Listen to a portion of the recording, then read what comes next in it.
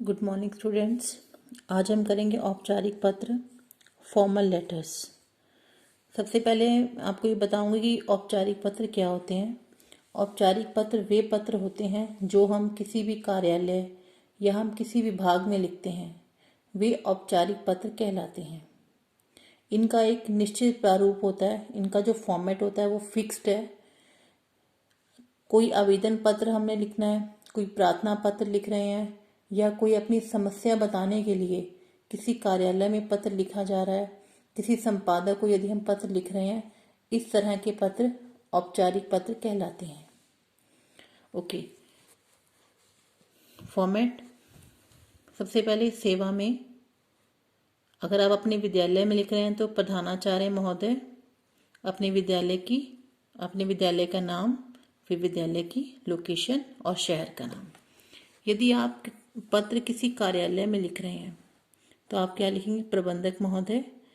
Otherwise जो ये प्रबंधक महोदय मैंने लिखा है, अगर पेपर में आपको नहीं लिखा हुआ कि आपने पत्र किसको लिखना है, पत्र का हेडिंग दिया पर उसमें मेंशन नहीं है कि पत्र हमने किसको लिखना है, फिर आप प्रबंधक महोदय लिखेंगे।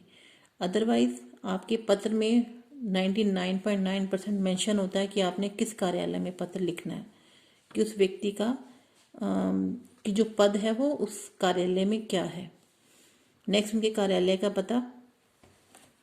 उसके बाद आप एक लाइन छोड़ेंगे, उसके बाद हम लिखेंगे दिनांक, फिर लाइन छोड़ के देन विषय, यानी कि हम सब्जेक्ट।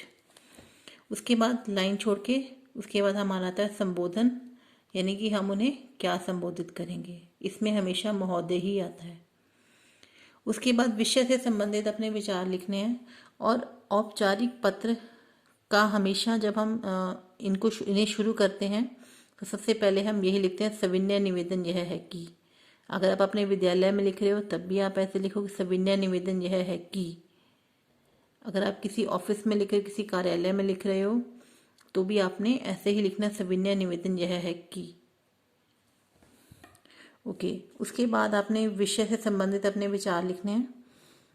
देन जब आपकी पूरा आपने लेटर लिख दिया, उसके बाद एक लाइन छोड़ेंगे, फिर धन्यवाद या धन्यवाद सहित, दोनों ठीक है। नेक्स्ट एक लाइन छोड़ के देन आपका आज्ञाकारी शिष्य। अगर आपने अपने विद्यालय में लिखा है तो आपका आज्ञाकारी शिष्य। अगर आपने किसी कार्यालय में लिखा है तो फिर आपने हमेशा भवदीय ही लिखना है, उसमें आपका आज्ञाकारी शिष्य नहीं आएगा, वो सिर्फ विद्यालय में आएगा। अगर आप विद्यालय में लिख रहे हैं तो आपका आज्ञाकारी शिष्य आएगा, अदरवाइज आप भवदीय ही लिखेंगे।